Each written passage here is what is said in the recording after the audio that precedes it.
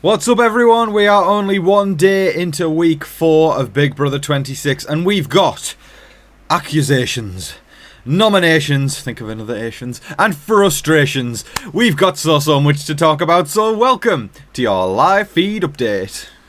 Right before we get started around here, hit the subscribe button if you can. We've just hit 25,000 and now we're on the road to 30,000 subscribers. So join in the journey, folks, and hit the subscribe button. I do live feed updates here every single day, breaking down everything that happens in the house. So if you feel like you've missed out on Big Brother, all you got to do is come here for 10 minutes and then you'll know everything that you need to know about Big Brother. It'll make you an expert in moments. Plus, hit the like button if you can. The YouTube algorithm is a bit weird with me this year, so getting my videos out there more than ever is really important. So hit the like button, and also if you feel like you're willing to support the channel, please consider heading down to the comment section below where you can give a super thanks and buy me a coffee. Let's get on with the update. Let's go, guys. A quick shout out to last night. I don't even know what to say. Last night, the 25,000 subscriber stream special. That was the most remarkable night at TV Talks with Tom. Thank you to everybody who came along. Thank you to everybody who celebrated, who decided to support the channel. I was in tears. Thank you so much for everybody last night who showed up, and thank you to everybody who showed up today. The journey doesn't stop here. We keep hurtling ahead as we find out what is going on with the house, because of course Angela is the new head of household, but Quinn's deepfake HOH has officially taken over. Quinn now is in power with the face of Angela, which makes for interesting dynamics for the week, and the nominations have indeed been made. Now, we can all say together who the first nomination is, because it comes as no surprise that it is 3, 2, 1. Tucker! Tucker is the first nominee, and then next to Tucker is MJ. The third nominee, you would think, is Rubina, but it's not. Quinn put up Cedric.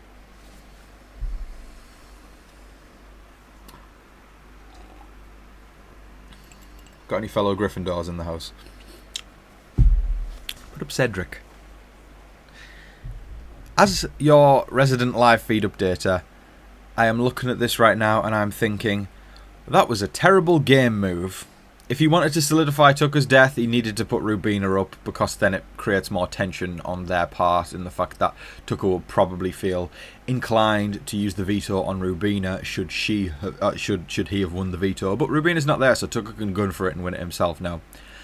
However, Cedric didn't volunteer to be a pawn. I could see so many ways this could go wrong, because all I'm thinking right now is, if Tucker wins the power of veto, he pulls himself up on the block, then Quinn has to nominate somebody else, probably Rubina as the renom.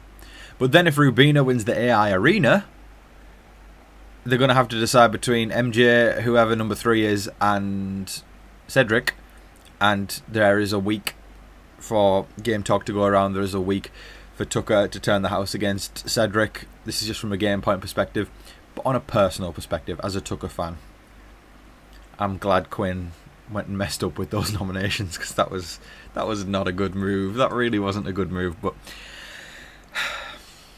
listen, if this season has taught us anything, it's expect the unexpected. But as of right now, Angela is the head of household, and nominated on the block by Quinn is MJ, Tucker, and Cedric. Let's see how things play out as the week goes on.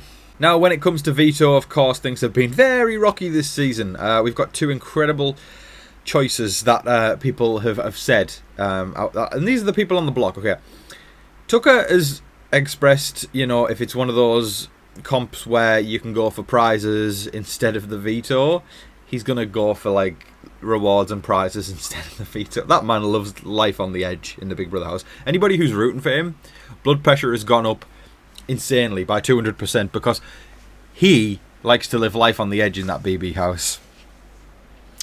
And then we flash over to Cedric, and Cedric's just as dumb. He is considered not using the power of veto. Oh, I love Cedric. He's a nice kid, but man. Oh. Do you know what, though?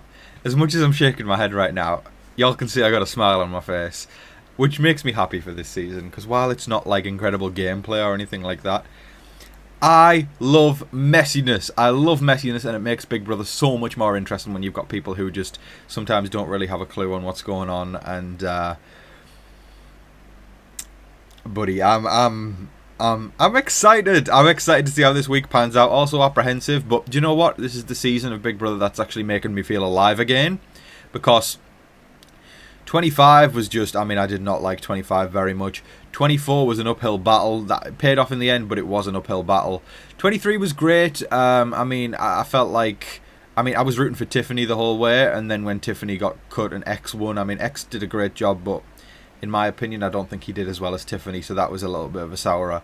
And 22, small stars, or flop stars, whatever you want to call it, that was the coolest thing in the world, seeing BB icons taken out in the first few weeks, and BB Borcons making it really, really far. So, yeah, I like 26. There's chaos, there's people who don't know what they're doing, there's people who don't know how to put one foot in front of the other in the game, and it creates for great TV and lots of smiles on Tom's face. If you are a Big Brother fan just like I am, and you enjoy watching live feed updates, why not take it a step further and just watch the live feeds as well as the updates? You can join Paramount Plus with the link in the description below, folks. You can watch the house guests 24/7 and see all the drama as soon as it happens. You want to see Angela marching down the stairs, going crazy eyes, and you want to see arguments in the kitchen with Tucker and Quinn, and you want to see people doing everything under the sun in that Big Brother house, Tucker and Rubina's moment.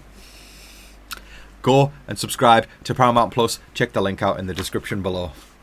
Now, a fascinating moment in the day is I feel like the power is weirdly going to Quinn's head, even though he's technically HOH, right? Let's just break that down. He's technically HOH because he's the deep fake HOH.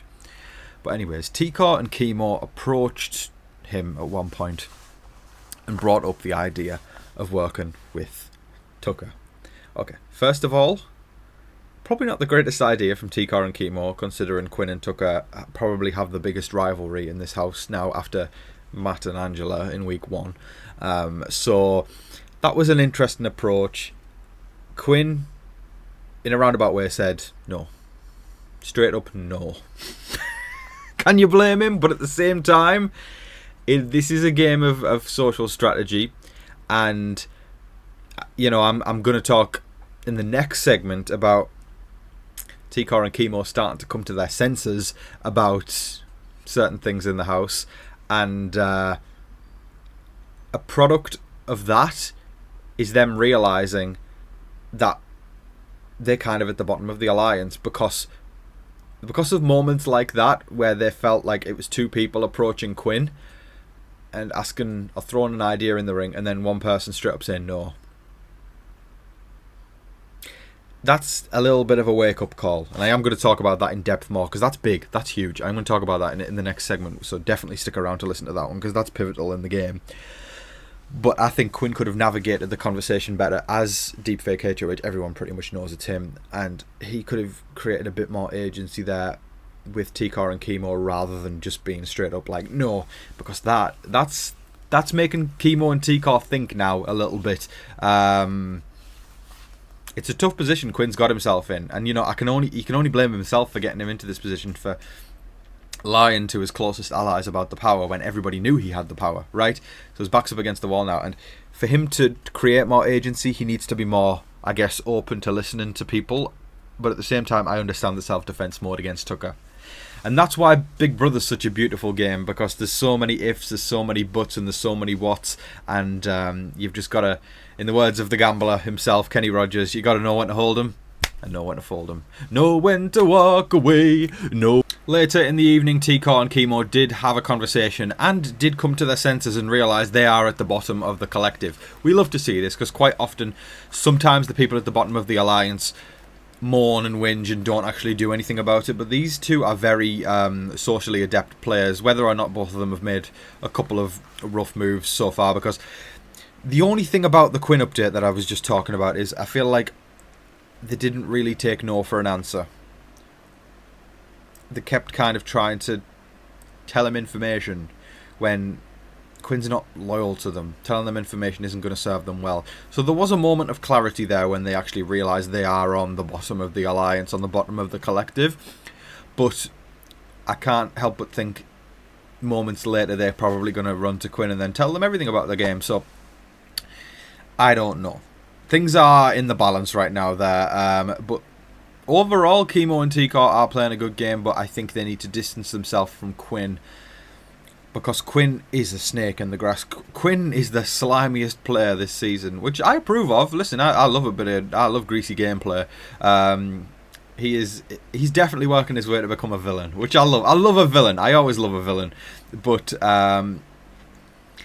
Chemo and Tikor need to take the hint. Hell, I mean, if I was in there, and whether or not America had voted somebody on the block or not, I would have to acknowledge somewhat in my head that why was that person nominated? There's got to be a reason for that, you know. I mean, if America doesn't like that person, maybe that's not the best person to be gaming with, you know, whether it be on a personal level or on a game level. There's a reason why America voted Quinn, and he's slimy and he is a snake in the grass. And do you know what? If these people don't wake up and realise that, because Tucker called him out for it, these people don't wake up and realise that, do you know what? All power to Quinn to get to the end and win the game, because if these people don't wake up and realise it, it's their own damn fault. That is all of your live feed updates for today, folks. I thoroughly hope you all enjoyed watching. Just a few updates today, but certainly juicy ones with a lot of what-if games that we can play there as to how things are going to play out as the week goes on. But anyways, thank you so much, everybody, for supporting. I appreciate y'all. I'm going to quickly pull up all the people who sent in super thanks yesterday so I can give them an awesome shout out, because listen, the channel isn't possible without people supporting like this, especially how I've talked about the algorithm not pushing me as much this year. People coming through with super thanks. I mean, last night's live was incredible, and you know, I've given all them a shout out on that live. But to the people who sent in one on yesterday's video, here are the shout outs. Alright, gang. First up goes to Hopkinar, thank you so much. Then Kendall Bird, again, long-time supporter of the channel. Knife Fiend, thank you so much. Oh, that's really sweet. They say I don't usually send out tips like this, but you more than earned this $2. Thank you so much. I appreciate that. Bertram88, keep up the awesome work, Tom. I certainly will, sir. Thank you so much. Dress Up Club, always coming through and warming my heart and putting a smile on my face every single day. Thank you, Dress Up Club. Aaron Domcat 4412, great video, great song, awesome sauce, love awesome sauce, great phrase, thank you so much. Mary Ellen McAuliffe 5619, love the song, thank you Mary Ellen. Katie Wellahan, I hope I pronounced that correctly, thank you so much. Katie says thanks, you are awesome, you're the awesome one. Brandy Ansley, thank you so much. Brandy says get some coffee, I certainly will, and I love your name. Brandy is such a cool name. Asha Santiago, that is also a really cool name. Asha Santiago 4160, thank you so much. Thank you for the updates, enjoying watching your take on this crazy season. Can't wait to see how this week plays out. If you can't tell from this video, I also can't wait to see how this one plays out. Asha, thank you so much. Mary Carnley, thank you so much for the love, I appreciate you, my darling. And then last up we've got Pam Gillum. Thank you so much, my love. I appreciate every single person there who was kind enough to buy me a coffee or more. It means the world to me, and it keeps me motivated on days where, you know, just to get a little vulnerable for a second. When you are an updater covering Big Brother, quite often the success of your day is dependent on what goes on inside that house and what there is to update on. So there are some days where, you know, I do struggle to get out of bed because I just wake up and think, oh man, like this might not be a great day on Big Brother, but you know, I pull myself together every single day to do it, you know, and seeing all this support just warms my heart so much, guys. So thank you for all those super thanks, and if you feel like supporting the channel, please consider hitting it up in the comment section below. Thank you so much, everybody. I hope that you're all staying safe, staying positive, and staying healthy out there, and have the best weekend ever. And don't forget to like, share, comment, subscribe, do all of that wonderful stuff. But until your next live feed update, I've been your host, Tom Vasey. Good night.